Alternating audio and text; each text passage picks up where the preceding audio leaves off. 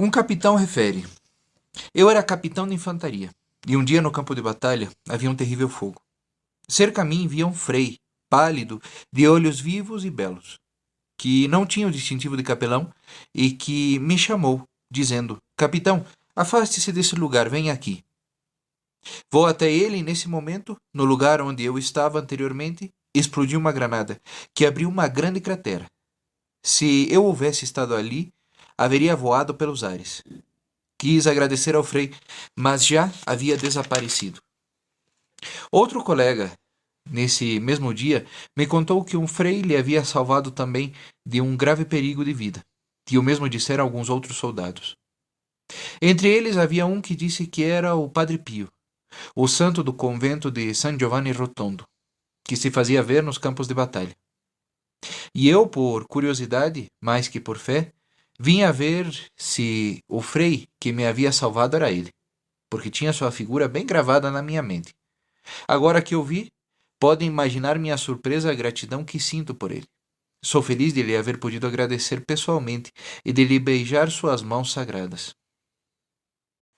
Anota o padre Damaso de Sant'Elia, a pianice superior do convento.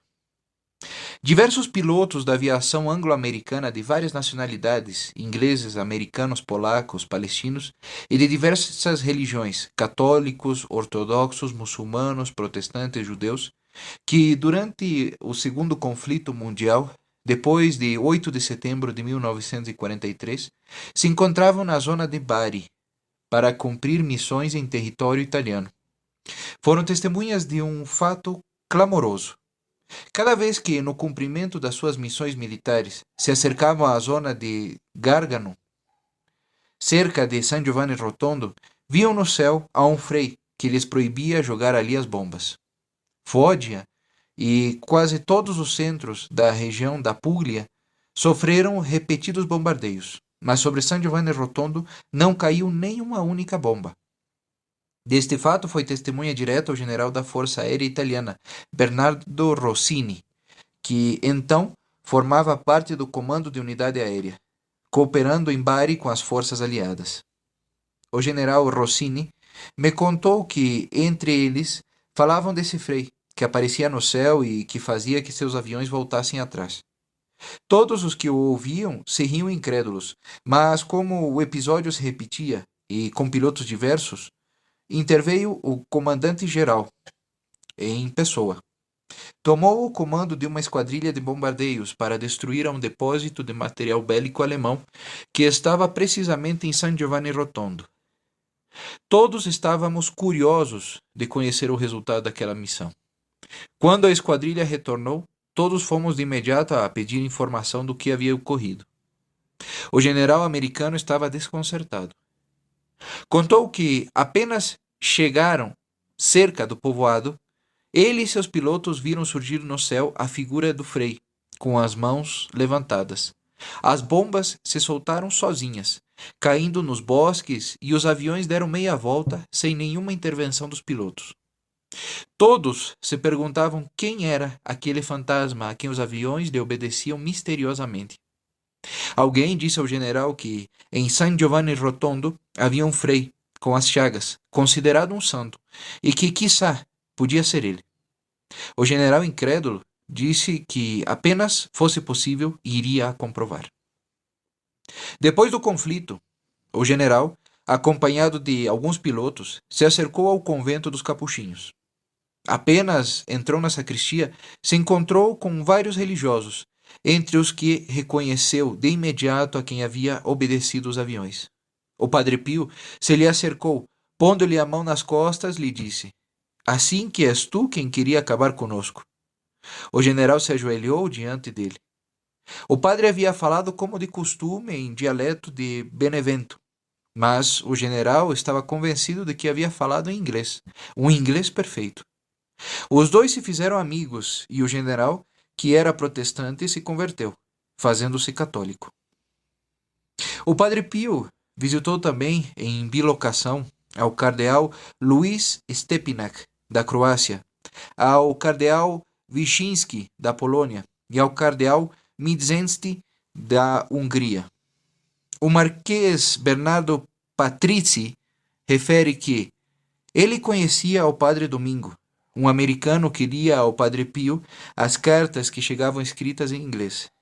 E o Padre Domingo lhe fez ver uma carta que vinha da Tchecoslováquia. Escreviam ao Padre Pio umas religiosas que viviam em uma montanha, no tempo em que o regime comunista havia suprimido igrejas e prendido a muitos sacerdotes e religiosas. Estas religiosas viviam na clandestinidade, trabalhando no campo e à noite se reuniam para rezar juntas. Elas escreveram ao Padre Pio para lhe agradecer sua visita, já que havia ido a lhe celebrar a missa. Estavam ressentidas de que não aceitou um caldo e lhe perguntavam se havia feito uma boa viagem de retorno e se havia tido problemas na fronteira. Elas estavam seguras da sua visita, mas não sabiam que havia ido em bilocação.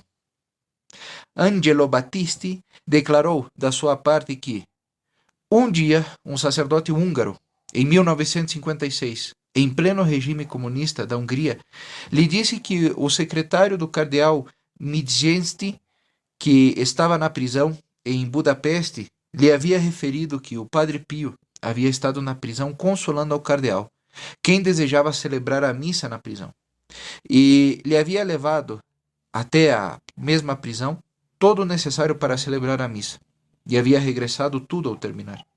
Sobre este fato, que sucedeu várias vezes, o próprio Padre Pio o confirmou que era certo. Agora bem, o Padre Pio não ia sozinho. Ao menos algumas vezes foi acompanhado da irmã Rita Montella. Vejamos o que escreveu a Madre Cherubina Faccia de Radicondoli, contando-lhe que lhe havia escrito a Madre Abadesa do convento da Santa Cruz, a Madre Gazzarini. Um dia veio a irmã Rita e me disse que o Padre Pio lhe havia perguntado se queria ir com ele visitar ao cardeal Midjenszty na prisão e ouvir sua missa. Lhe perguntei quando pensava ir e me respondeu: amanhã pela tarde. Eu lhe disse: toma o necessário para a missa e traz-me a minha cela, e quando chegue a hora, vem recolhê-lo. No dia seguinte pela tarde, eu estava trancada, com chave na minha cela. Em certo momento, tocou Rita à porta fechada e entrou. Se acercou de onde estava a mesa, com as coisas da missa. As tomou e saiu. Eu tratei de segui-la com a vista, e desapareceu ante meus olhos. Fui até a sua cela, para ver se estava ali, e a vi em sua cama. Retornei à minha cela, e a porta que eu havia aberto estava trancada com chave. Quando retornou pela noite, em bilocação, tocou a porta, entrou com a porta fechada e deixou tudo em seu lugar, como anteriormente. Depois se foi à cela, dizendo-me boa noite. O padre Franco d'Anastasio perguntou a Rita: é verdade que estava presente quando condenaram ao cardeal? E o que falou? Estive presente e disse que assim iriam ao inferno. Um respondeu que não lhe importava nada o inferno. Ia vestida com o hábito de freira? Não, vestia como uma senhora da cidade. Ia contigo o Padre Pio a visitar ao cardeal? Sim, constantemente. Onde conseguia os objetos sagrados para a celebração da missa? Da sacristia do monastério. Que idioma se falava? Distintos idiomas, mas isso não era nenhum problema. Eu levava ao cardeal também outras coisas?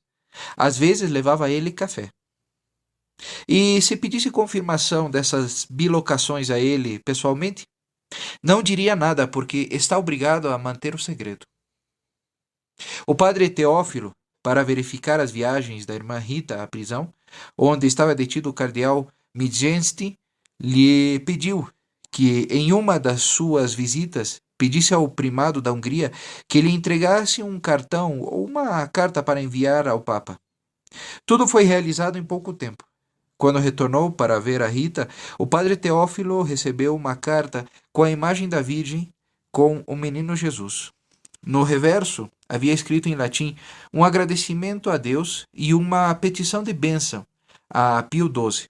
A carta levava a data de 26 de maio de 1949 e tinha escrito: Deo gratias, me benedict, aditissumus filius Joseph, Medgesti, e a data estava escrita em números romanos. Em 13 de maio de 1981, foi o atentado do Papa João Paulo II, na Praça de São Pedro, pelo turco Ali Agca. O padre Franco D'Anastasio escreveu o que Rita lhe contou confidencialmente. Foi ela e a Virgem quem desviaram com suas mãos a bala que feriu ao Papa e que haveria sido fatal. Ela pediu que este detalhe não se difundisse até depois do seu falecimento. O próprio autor, Ali Agca, em uma entrevista televisiva, afirmou que uma religiosa foi quem desviou a bala e aclarou que não foi a mesma que o bloqueou na sua fuga. No jornal Corriere della Sera, na quarta-feira, 8 de maio de 1991, se fala do desvio da bala. O próprio Papa se surpreendeu quando lhe disseram os médicos que a bala, uma vez entrada em seu corpo, havia feito um estranho recorrido em zigue-zague em seu corpo, evitando assim órgãos vitais, como se uma mão superior a houvesse magistralmente guiado. Texto escrito e organizado pelo padre Ángel Penha.